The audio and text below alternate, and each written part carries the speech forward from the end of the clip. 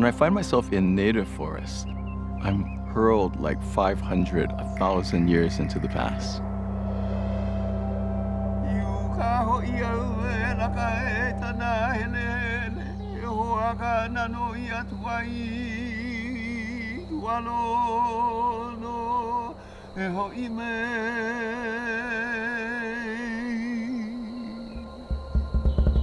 And I tell people to pause and recognize that you're entering into a very special realm. Let your intentions be felt and wait for a response.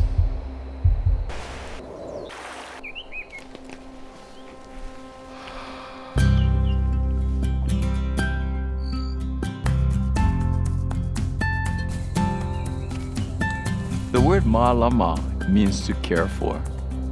Many of the plants and animals that grow here are found nowhere else on Earth, and if we lose them here, we lose them everywhere. Ohia lehua is the dominant tree, that it is absolutely essential to the life of many, many of the species that live in the forests up there. So our native forests are being flooded out by non-native species, and you can do something about it. Pu'u ohia, the hill that we're on, was once covered with ohia forest, and then the bamboo moved in and pretty much crowded everything else out. When you look at an ohia tree surrounded by bamboo, you notice that all of the bamboo around it, there's not a single living thing growing there.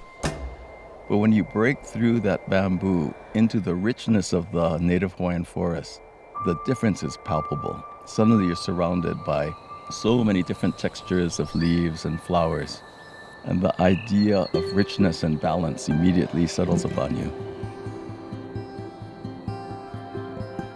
Malama is an important part of our relationship with the Aina, with the land. Malama, in the sense of reforestation, is restoring the health of the native ecosystems of these islands. We're coming up to my favorite spot of this trail, where every single tree above us is native. So when you're restoring the biology of a place, you're restoring the culture of a place. You're doing a good thing. I think this ohia should go into there.